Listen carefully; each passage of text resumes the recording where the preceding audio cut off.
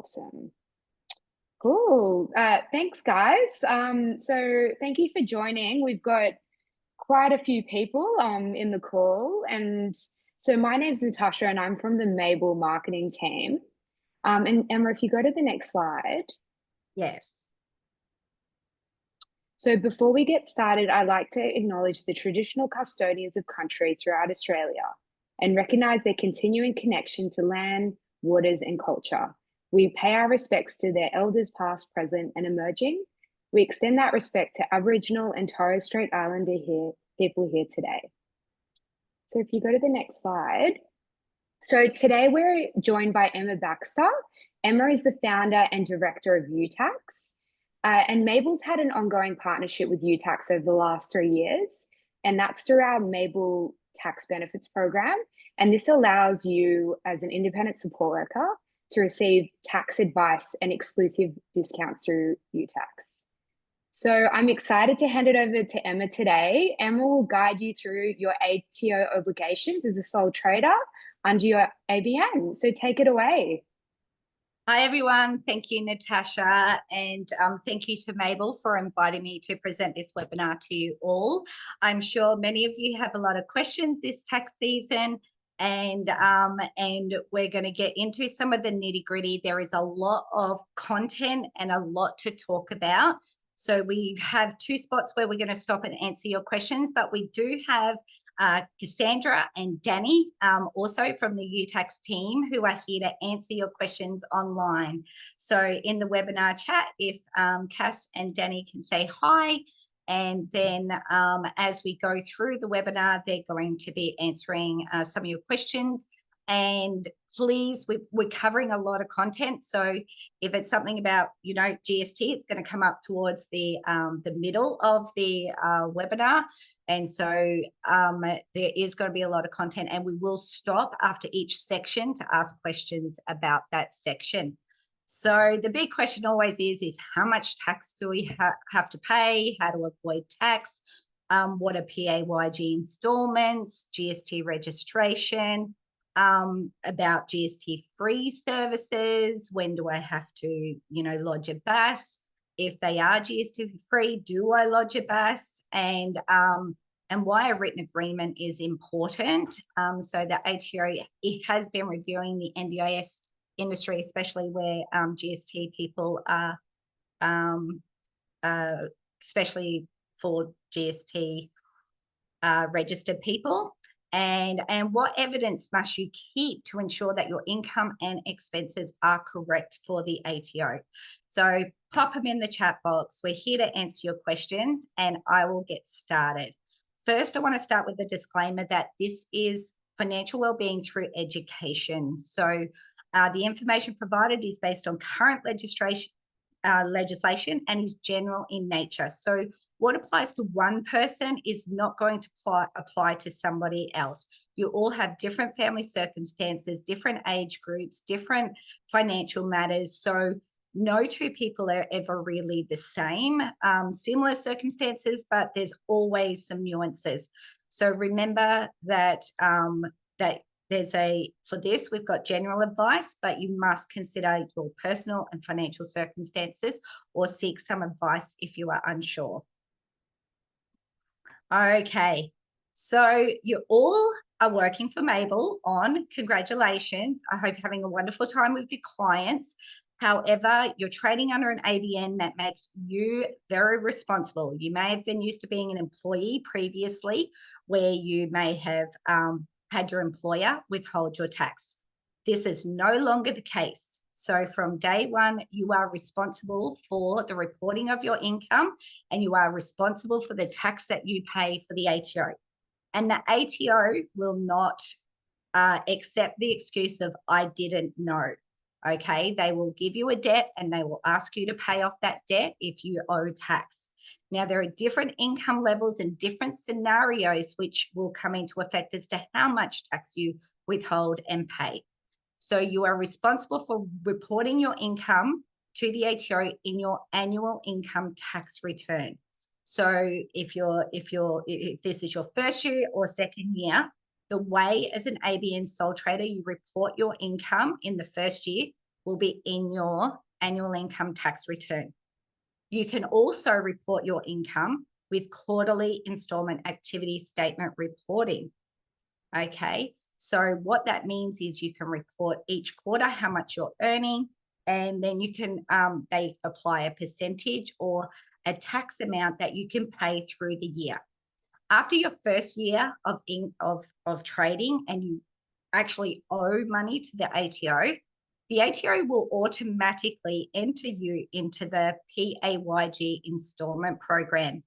So that is where they sit there and say, if you have a debt of more than $1,000, they're going to say, we want you to pay approximately $250 per quarter so that at the end of the year, you have a big debt. However, the ATO don't know if you increased your client base or you decreased your client base or you stopped trading under your ABN. There are all these other circumstances.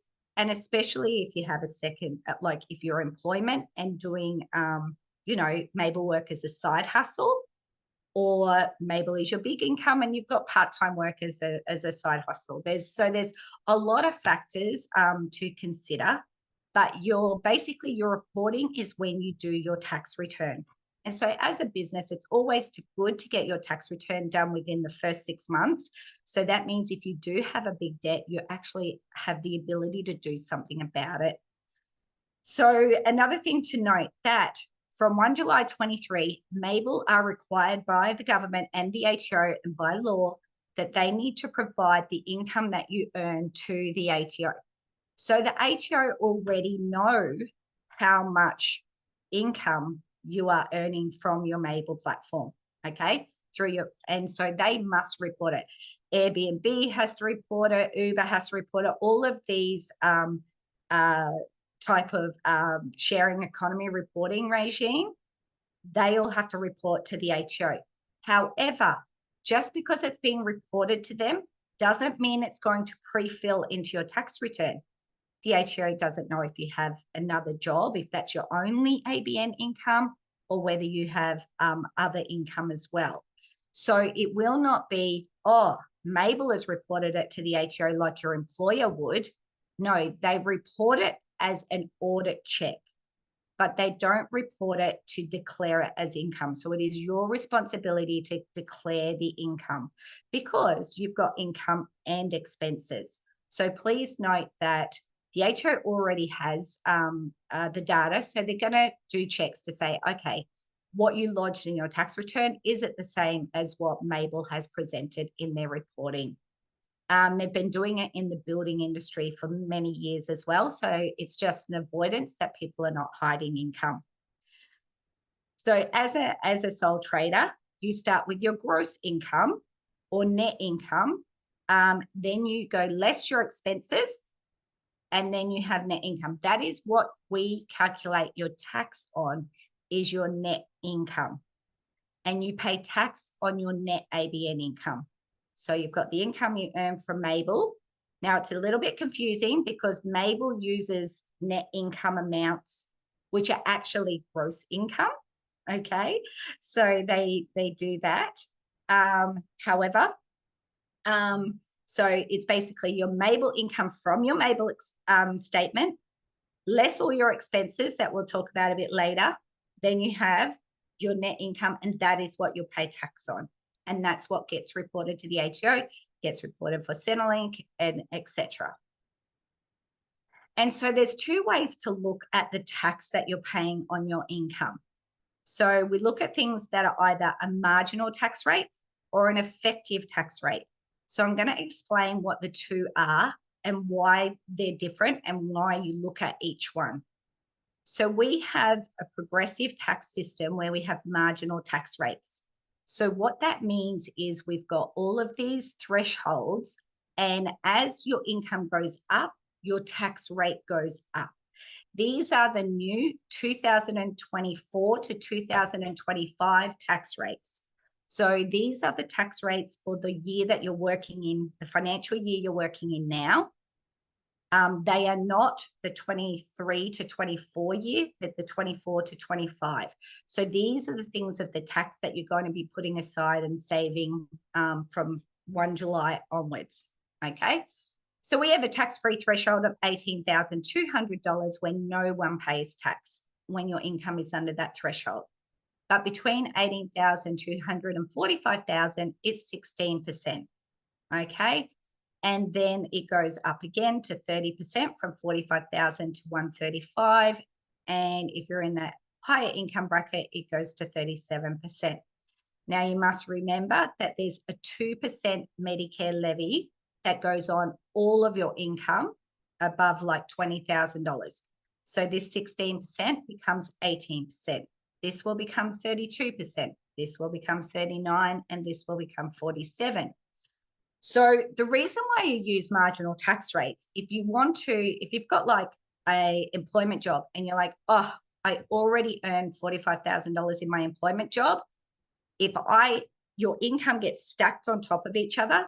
So if I've got ABN income of $20,000, I'm going to jump straight into this tax bracket, and I need to know how much tax, because your employer is likely to be already like accounting for the tax-free threshold.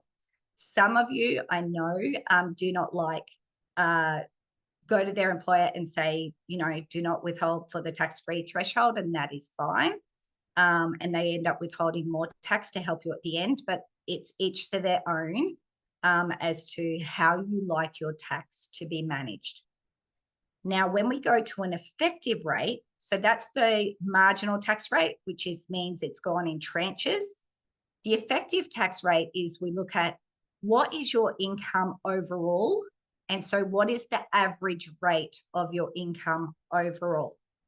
So these rates that I've put in here, and please feel free through the webinar to take any screenshots of these slides, because we do not provide the slides, but you can take a screenshot for future reference, and we will have a recording available for you to watch later.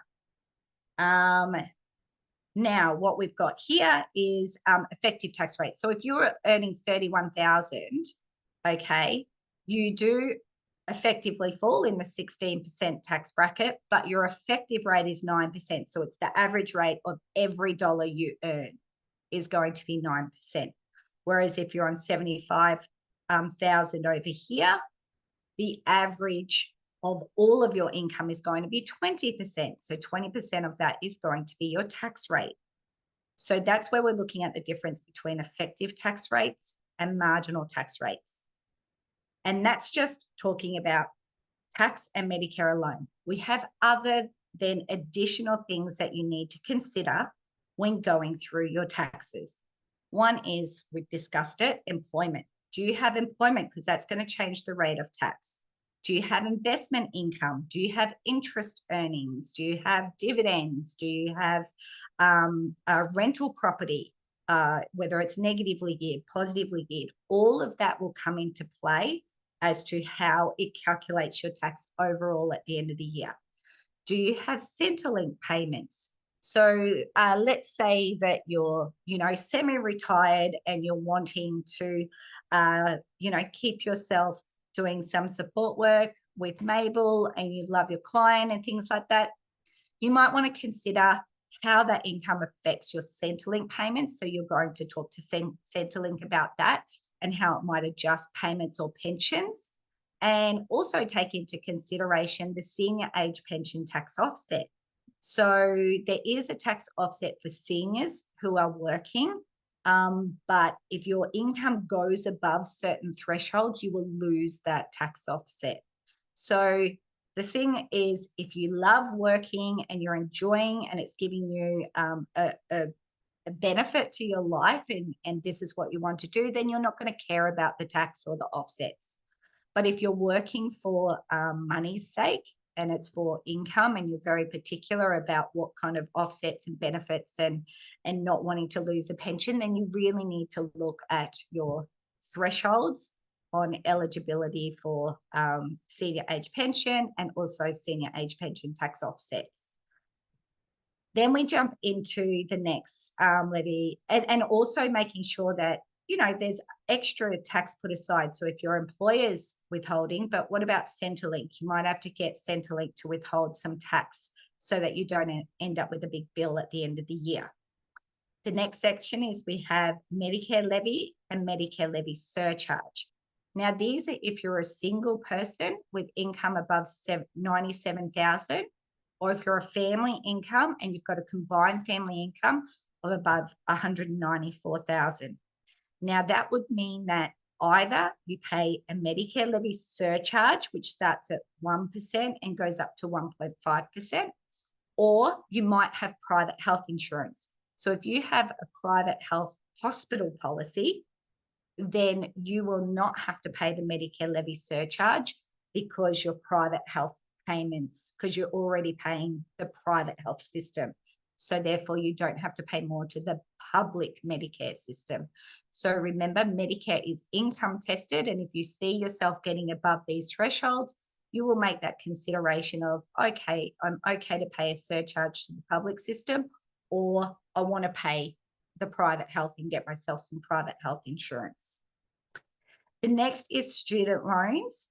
So if you have student loans, remember they are income tested, and I've got an example coming up.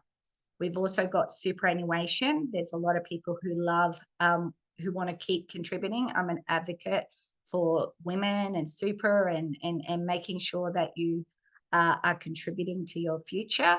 However, you want to make sure that there are better ways of contributing, whether it be tax deductible or whether it not be tax deductible, depending on your income. So I've got something coming up on that. And then we're going to talk about GST registration. But first, I want to quickly cover superannuation. So the considerations to make: if you're employed, your employer will be paying 11.5% of super. Now, their super that they pay on your behalf as an employer contribution is it's taxed at 15% within the super fund. So that's called concessionally taxed. So as an ABN support worker, if you want to make a concessional contribution to super, you will be able to make a payment to your super fund directly, and then you will claim it as a tax deduction, and you need to complete a notice of intent to claim. All super payments go into your super fund as non-concessional unless they are employer.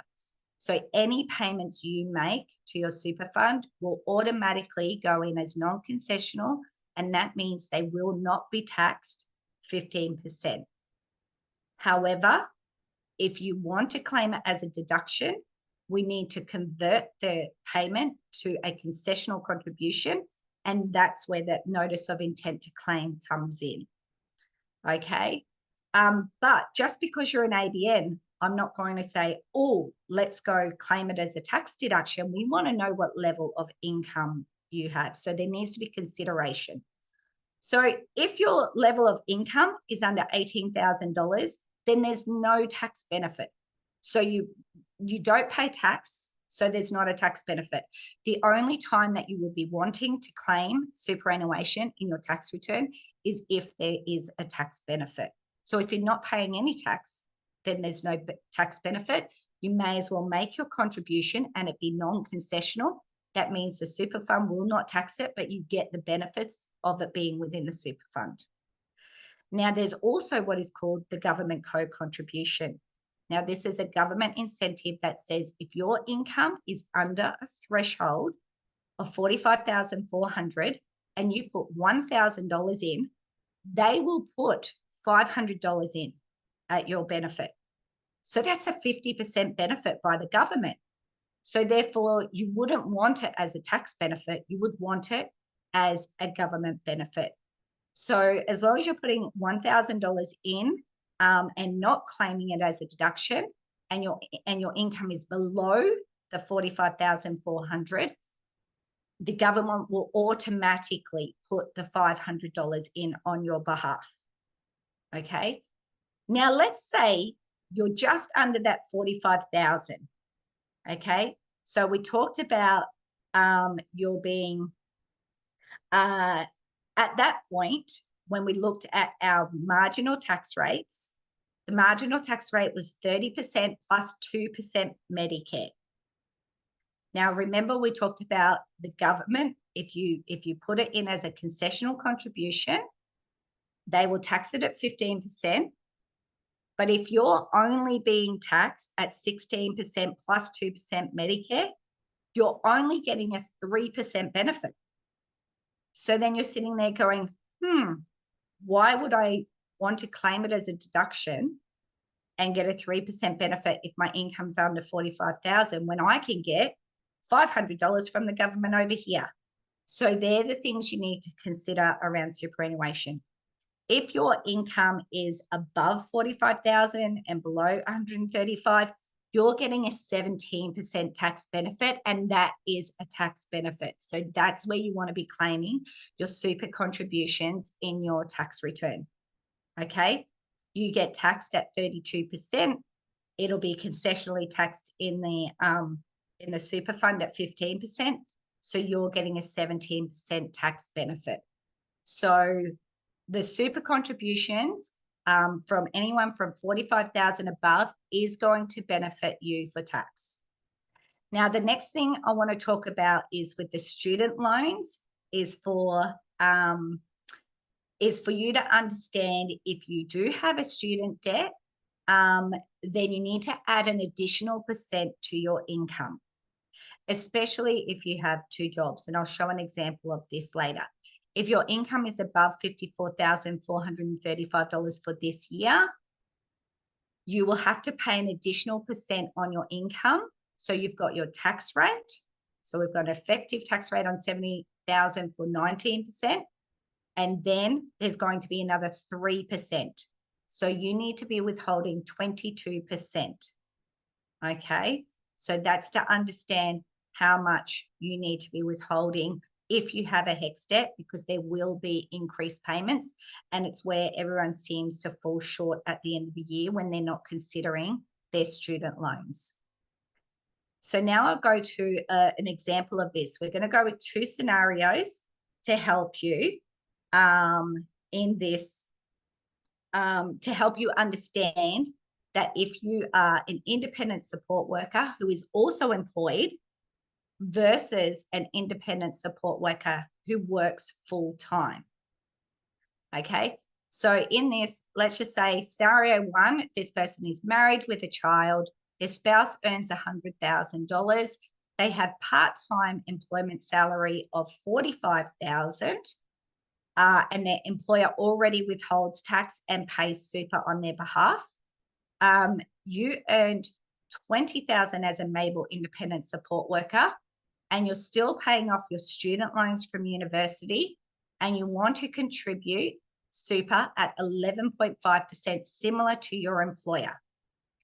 So I've got a little calculation here that says part-time, $45,000, all of the tax, super, and Medicare is paid by the employer. So you want to know, okay, how much do I need to withhold against my Mable, which is Mable ABN income, not Mable employment, Mable ABN. So we've got $20,000. So that pushed you, when we went back to those marginal tax rates, anything above $45,000 push you into that 30% tax bracket. So there's $6,000 of tax. Then there's 2% of Medicare, which is $400. They have a student loan. So their employer, when they're employed at $45,000, they're under the threshold. But the minute they added the Mable income, it pushed them above the threshold. Now, it doesn't mean that it's 2% of only the $20,000. It's actually 2% extra on the entire income. So there's an additional $1,300 there. So either two things can happen. You can ask your employer to be withholding, another 2% from your part-time income if they allow you to do that, or you need to factor that into your calculation. And then you have superannuation that you want to pay on your Mable income, $2,300, and that's just popping aside.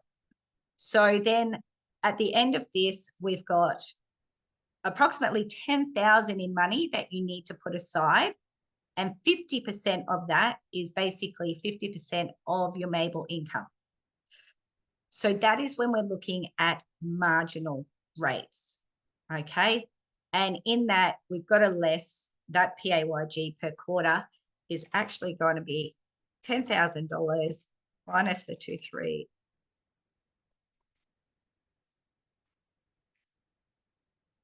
So your PAYG quarterly payments will be about $1,925. Okay. It didn't account for the superannuation being paid.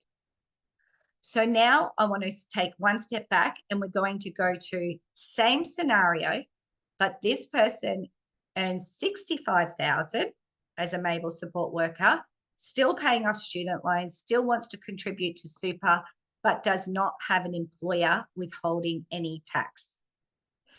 So then when we go to this section, Mable is the only job. They got 65,000 and we worked out the marginal rate, including Medicare, is 18%, and they pop 11,700 aside. There's still the 1,300 owing on the HECS debt. And then now there's super because they're putting aside super for the entire amount, not just the Mable income. So then that increases. So they're actually putting aside $20,475 per quarter. So the effective tax rate of that is 46.75%. So making sure that that's including the super to get that aside, okay? And then when they calculate the tax, they will pay that per quarter on the tax version. So the quarter on that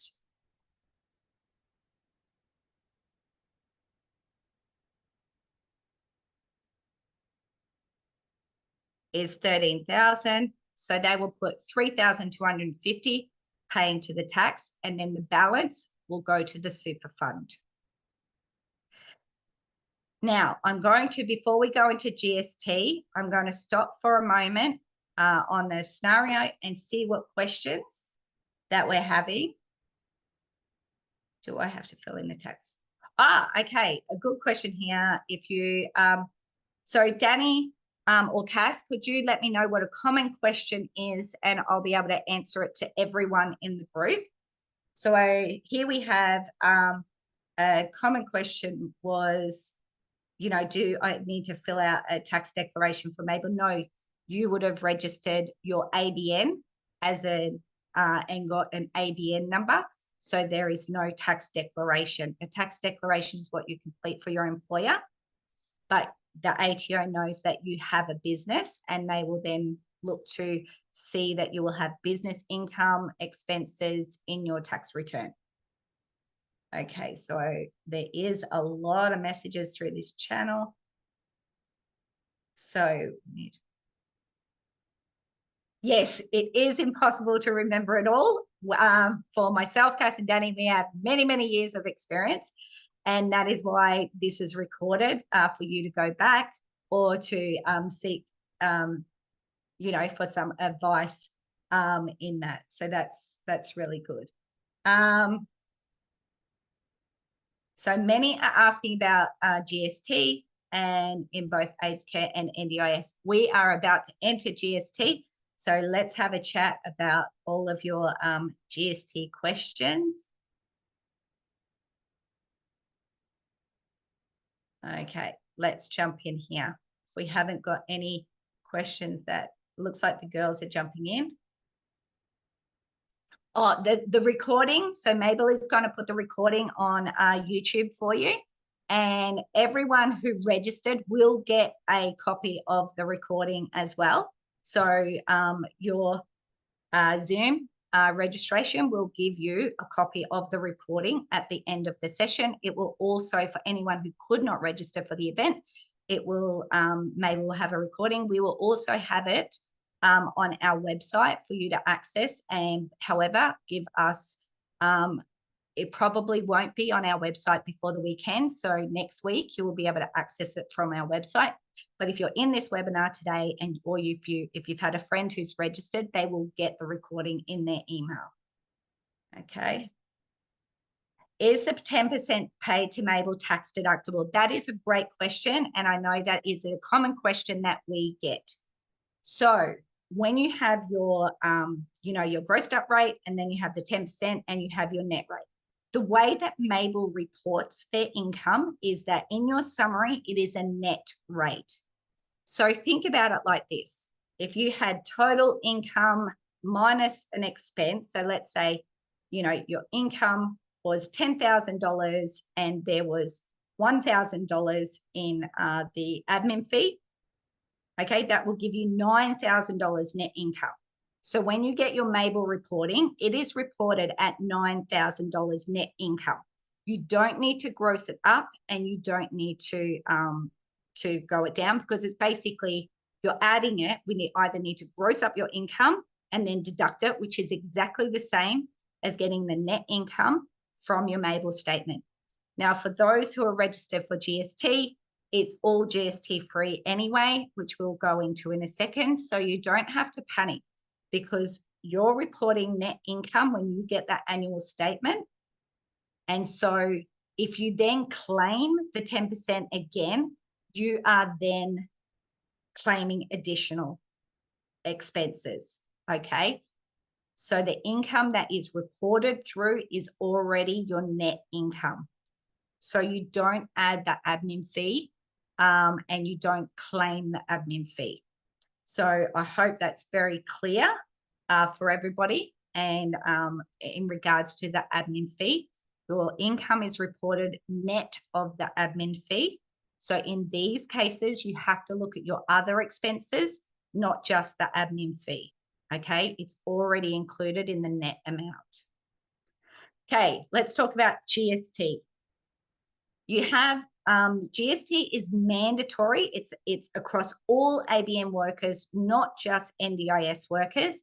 GST is mandatory if your gross income is $75,000 or more per year.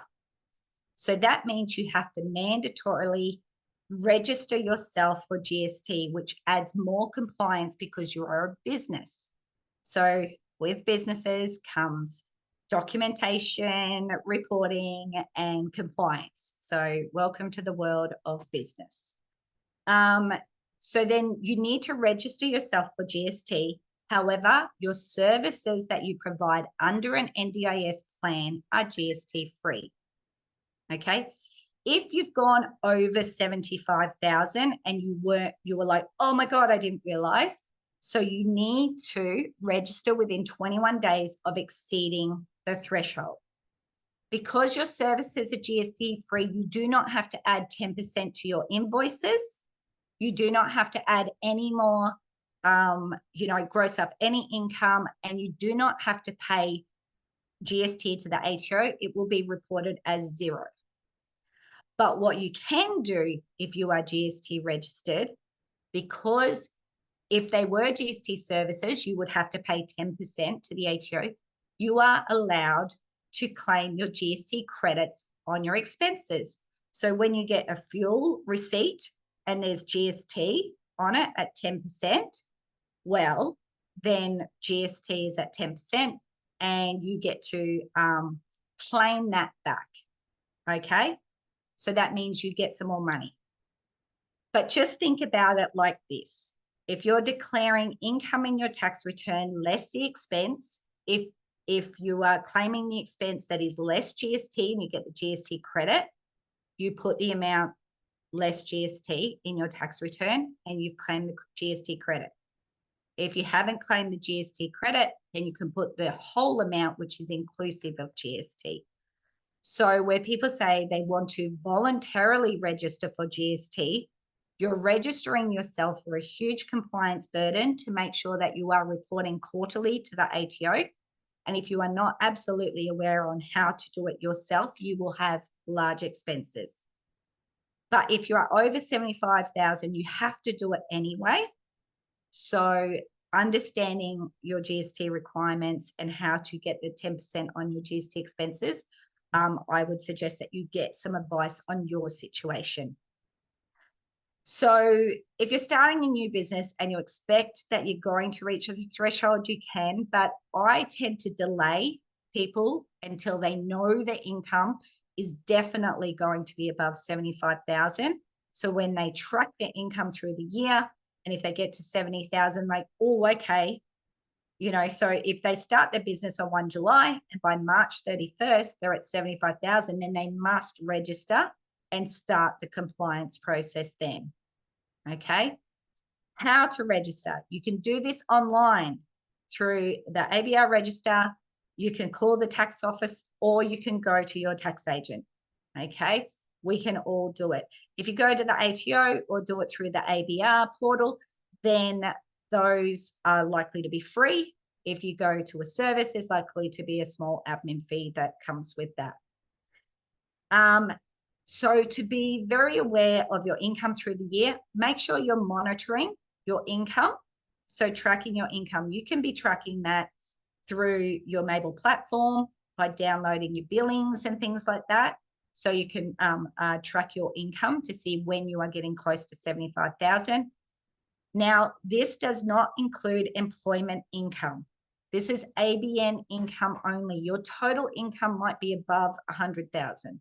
So you might have, employment income of 40,000.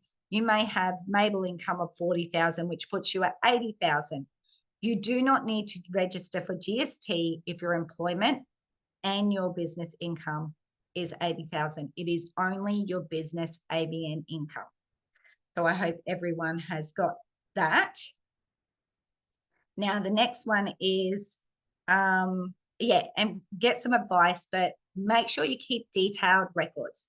This is all about what the ATO is expecting. They expect receipts. They expect invoices.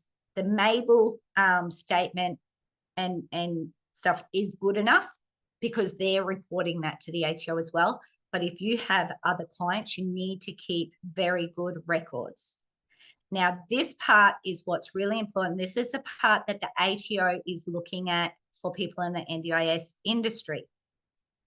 First question is your ABN income above 75,000? If the answer is yes, you need to pay close attention to this. If your income is below 75,000 and you registered yourself unnecessarily for GST, you must pay attention to this. Now, there are certain services that there are certain eligibility criteria that makes an NDIS GST free.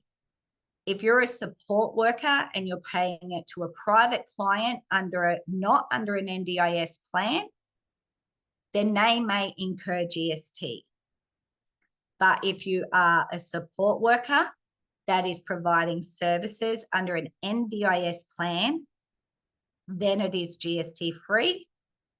You have to make sure that the supply that you are providing them, so they have to have an NDIS plan that is in effect.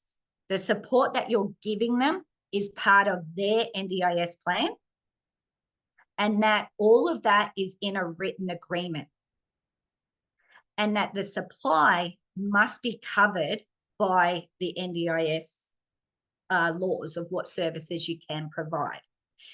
And it's not having one of those, you have to have all of those. So I know through Mable, you've got the written agreements that are built in. If you go out and do any private NDIS work and you don't have a written agreement, you're asking, and your income is above 75,000, then there could be trouble. Okay. Let's just say, you've got Mable income and you do some private cleaning or some private gardening or something on the side, and it's not for an NDIS participant, you need to add GST to those services and you need to charge. So you will have GST income and GST-free income. You need to break them up. So this is where your documentation and your reporting is really important. That if you have private clients that are not under an NDIS plan and your combined income is above 70, it doesn't matter if the private clients are $5,000 and the NDIS is, $75,000, you're over the total. Okay. So be careful about those rules and make sure those written agreements in place so that if the ATO, I know the ATO aren't looking to audit because they're looking to educate first. but they're seeing a lot coming through that are a lot of information coming through that is not quite correct. And they're trying to work out how do we tackle it and how do we educate more people in this area. So if you have any questions in your GST registered, I recommend that you seek some advice in that area. But of course, this is your industry. This is how you work. You should know what services are provided under an NDIS. You're a business now. You're responsible to understand which services are not. For us, for tax, this is not something we check. This is something that is on your own research and making sure that they fall within these 9 supplies and supports. And that's only the headings of them. There's, you know, more legislation. So making sure that you've got all of those set out in your written agreement of what you can provide. I know that some of you out there have some really great, you know, paragraphs that you put into your written agreement. So that's really good. Now, I want to ask, is there a question about written agreements, NDIS services, GST at the moment? I do not understand what you mean by charging the client's GST. I thought Mable charges the client and pay me. Okay, so let me clarify something in that question. If you are providing NDIS services through Mable, then there is no GST. They are a GST-free service. You do not charge GST. It's a GST-free service, okay? If you provide services to somebody who is not part of the NDIS, then the services may not be GST-free. So if it's something like cleaning or they're not getting that government support. So the GST-free status of this is because they're part of the NDIS or they're part of an aged care package. So if you're providing aged care packages or NDIS packages and that's all you provide, you do not have to charge GST, okay? If you provide cleaning as a service and it's not under an aged care package and it's not under an NDIS plan, then that is where you would have to charge a client GST. And I would recommend that if this is the way you want to work under NDIS or aged care, then just don't take on other clients if your income is above 75,000, because you'll increase your compliance burden, or you have it side by side. So now we're going into, so this is where we talked about GST. So one example, I've got an example here to look at. You work as an independent support worker, you earn $90,000 of income under your ABN. You use your personal motor vehicle extensively and have a logbook to support your work use of 80%. You're required to lodge a business activity statement to calculate GST and PAYG installments. All of your income is under an NDIS plan and you meet the criteria. That means your GST payable to the ATO is going to be $0. You don't owe them any GST. Of your expenses, though, you had $2,000 in fuel, $800 in insurance, $1,000 in repairs, and 10% of those come to $380. You can claim the GST credit of $380 as a GST credit. What you must remember is a business expense in the income tax account is different to GST. GST is the service tax that we have, a goods and services tax, and there is a GST system, and then there is an income tax system. So yes, you can claim all of these expenses in your tax return, excluding the GST, and then you can also claim the GST credits if you are registered for GST. And then you must also make sure that you've got enough tax put aside to pay quarterly for your tax. Now, we do get the question, is the PAYG installment program mandatory? It usually is. It is legislated, and mostly the ATO will automatically put you in after you've lodged your first tax return. You can voluntarily pop yourself in. I usually am a bit like, wait till the ATO forces you into the program. before jumping in. You might have, be able to put your tax savings off a mortgage or something like that until they force you into that program. Now, there is the tax and super sync that Mable have that can help you. So I'm just going down here.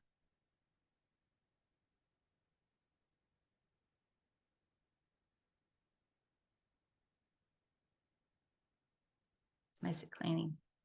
Yes. So just to clarify, yes, I am talking domestic cleaning as GST. That doesn't apply to social support if it's not part of the NDIS. I'm just looking at a few of these questions. How do you claim GST paid to the ATO? You must lodge a business activity statement to claim that. That must be done. And so you must be entered, you must register for GST and then claim it. Now, you may probably aware this is through Mable. They have the ability through the app to put aside some tax and super. The one thing I want to make note of here, if they're putting away super into a separate bank account, you want to make sure you put that contribution into your super fund before the 30th of June. It will not be deductible if you do not put it into your super fund. So it's good that they've got this tax and super sync that allows them to take parts of your income and put aside so that you're not left with a big debt, which is awesome. However, when you've got that super in that separate savings account, make sure you pay it before the 30th of June for it to be claimable in that tax year. Now, I'm going to jump ahead because we have only got 10 minutes of time, and it was very important that we talk about that. I'm just going to talk about documentation on expenses. We do have a webinar about what you can and can't claim already as a recording. So please go to that webinar to watch what you can and can't claim as an ABN support worker. This is about what the ATO expects from you as an ABN business. So there are 3 golden rules. The expense must be incurred whilst earning your income. If you sit there and say, I traveled to somebody somewhere, but I wasn't earning income, then the expense is not claimable. If it was incurred in earning your income, then yes, it is claimable. So that's the first rule. You got to make sure it was not reimbursed by a client. So, and that wasn't reimbursed, you can't claim any expenses that are not paid by you or out of your pocket. The third one is, this is the one that everyone finds so much difficulty. You must have a record to prove it. You have a mobile phone these days. Everyone has their apps on their phone. Take a photo, download the free ATO app, and you can put it in the deductions portion. Keep a photo, email it to yourself. Make sure you keep your receipts, because if you are audited, the ATO will just say, you don't have a receipt, okay? We're not that harsh. We tend to know that you paid for expenses, but if you don't have a supporting receipt and said, oh, I paid for all these cleaning products, or I paid for all this PPE, or I paid for, even if it was your insurance or your, if you paid for your CPR, if you don't have the receipt and you are audited, they will take it out. So keep your receipts. That is the biggest thing that you can have. Take a photo of everything. Keep it digital, because receipts do fade, especially like motor vehicle is your biggest expense. So make sure you're keeping it. Now, the next thing is the ATO makes sure that you must apportion it. So let's say you bought a computer or an iPad and you use it, your kids use it, but you also take it to work for your client. Your client likes to be on the iPad. It helps them and distracts them, and they don't have their own. You must apportion the personal use, okay? The ATO says only the work portion that you are using, and this is why we have logbooks for motor vehicles, because you use it for personal, you use it for business. They will only allow you to claim the work use as an expense. A big one of this is your mobile phone, okay? Everyone, I need my mobile phone for work. Everyone needs their mobile phone for work. but you also are on socials. You're also, you know, calling family, friends, kids, everything. So you need to work out your personal use versus your work use. Okay. They're not that good to give us. The ATO is the ATO. There's no free lunches. They will make sure that, that, you know, only the portion that you're using to earn your income is claimed. Now we'll talk a bit about motor vehicle because we're running short on time. There are two methods, the fixed rate method and the logbook method. The fixed rate method is now at 88 cents in this current year. And the logbook method, now this is the part about keeping your logs and having good record keeping, because they talk about a 12-week logbook is the minimum requirement. It's not what you do, it is the minimum requirement to work out. It's a snapshot of your year, how much you were using your work for work use and personal. So they get you to log the odometer readings. Now they talk about tracking kilometers. Under the cents per kilometer method, you can track your kilometers. Under a logbook method, you're talking about your car. So you need to track odometer readings at the start of 12 weeks, the end of 12 weeks, and track all of your business kilometers in there. Now, that works out, there's a two-step, that works out your logbook percentage. But you must keep your receipts. If you're using the logbook, you must keep your receipts for the entire year. That's every fuel receipt from July to June. Your registration, insurance, car repairs. You might have a loan. We can count depreciation. We can count car washes. You must keep the receipts for the entire year for that period.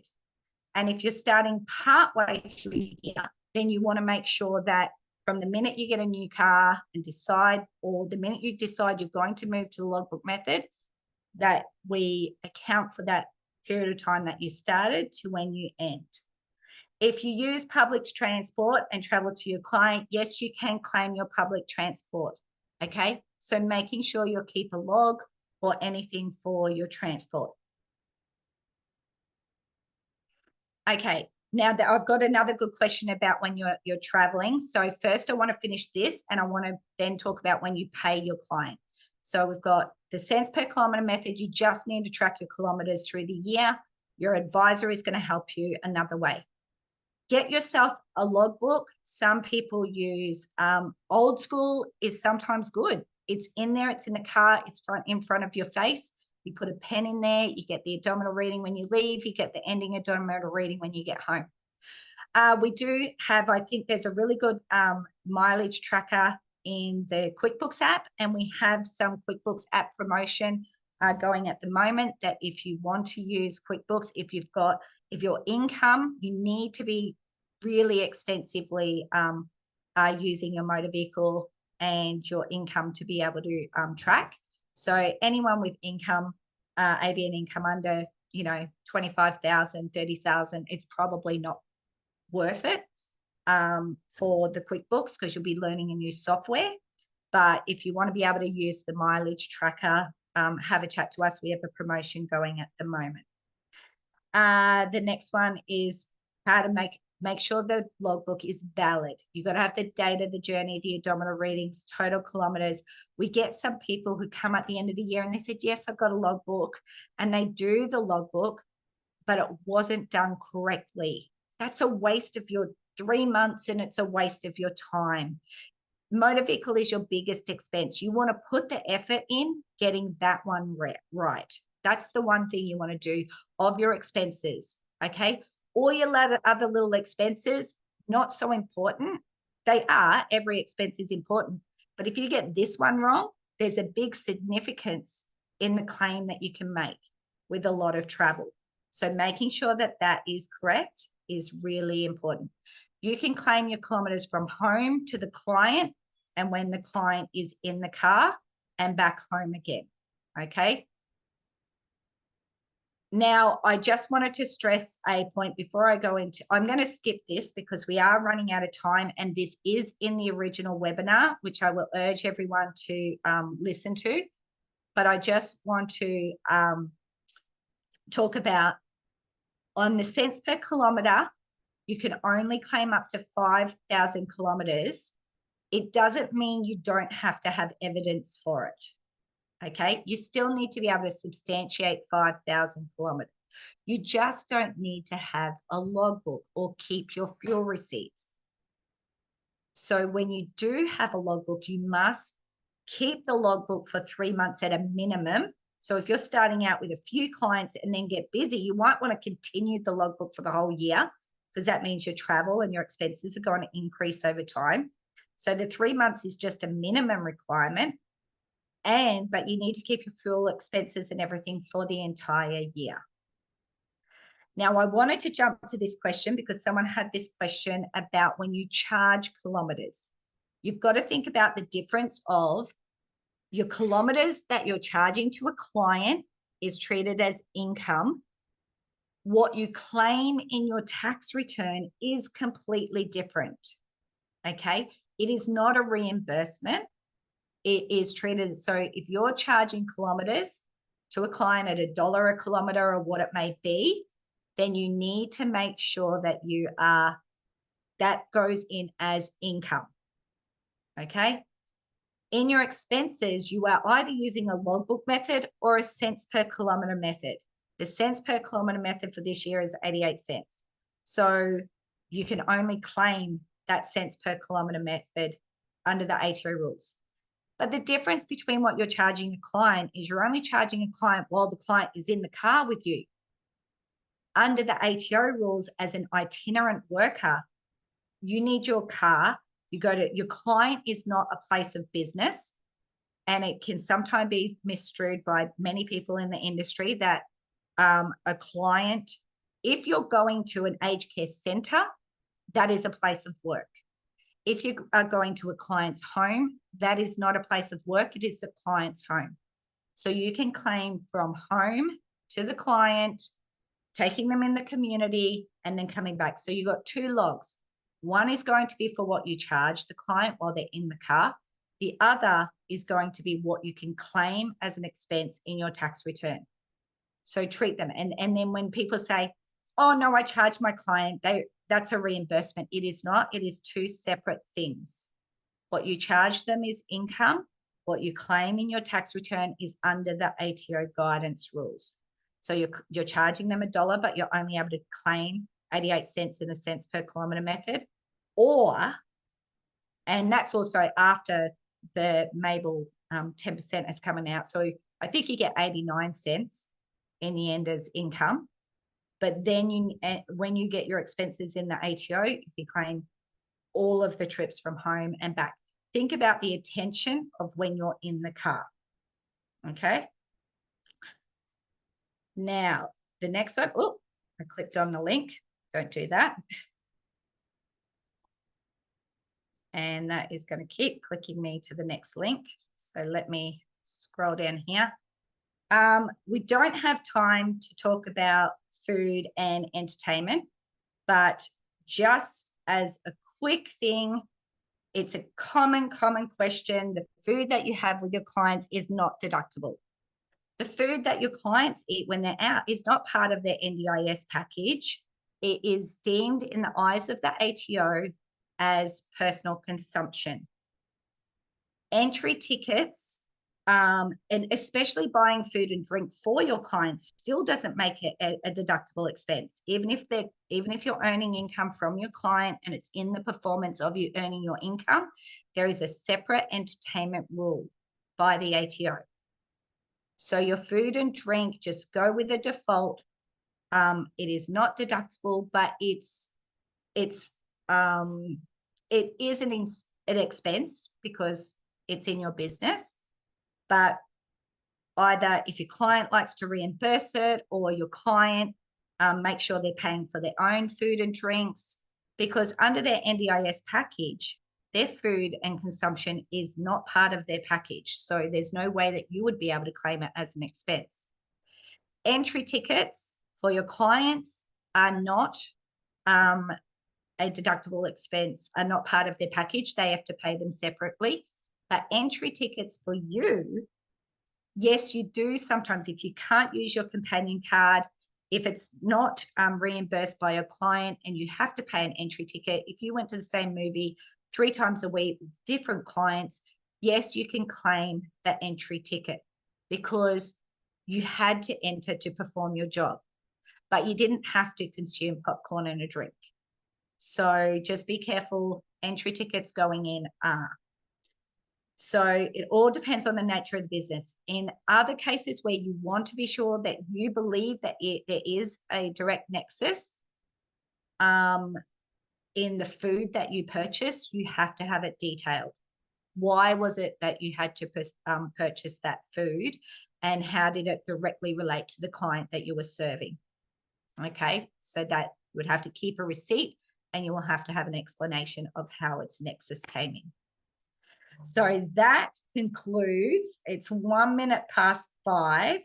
So if anyone's got any questions to pop in, I'm just going to wait a few minutes for some questions to come through, because that was a lot of information.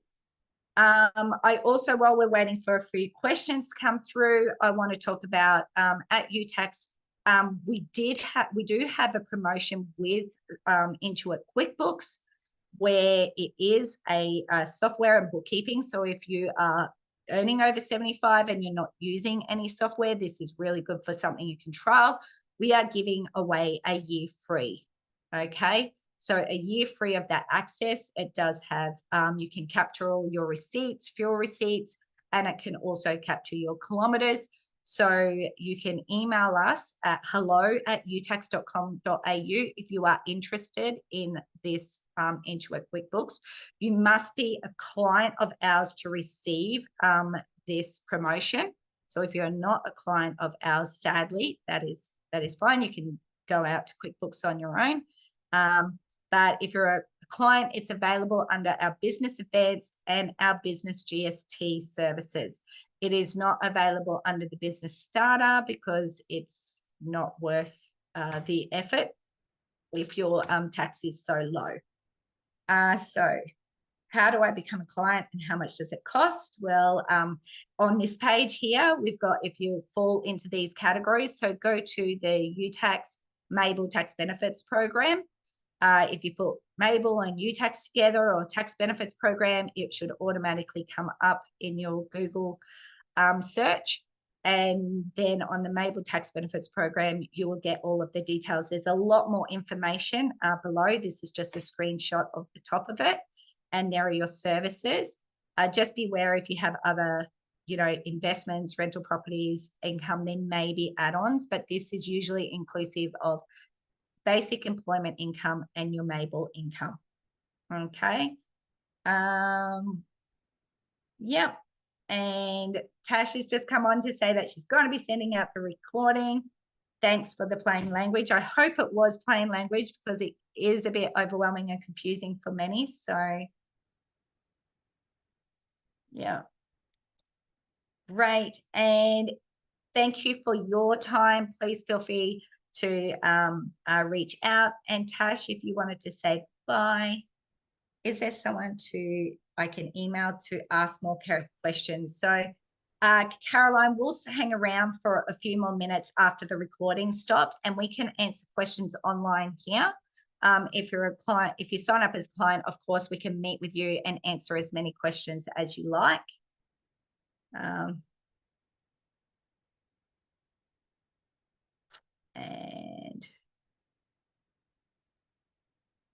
yes, I do want to thank Danny and Cass for being on the chat and keeping up with all of those questions, because I can see that there were many. So I hope you all enjoy your Wednesday afternoon, and I hope that this was helpful, and I will hand it over to Tash.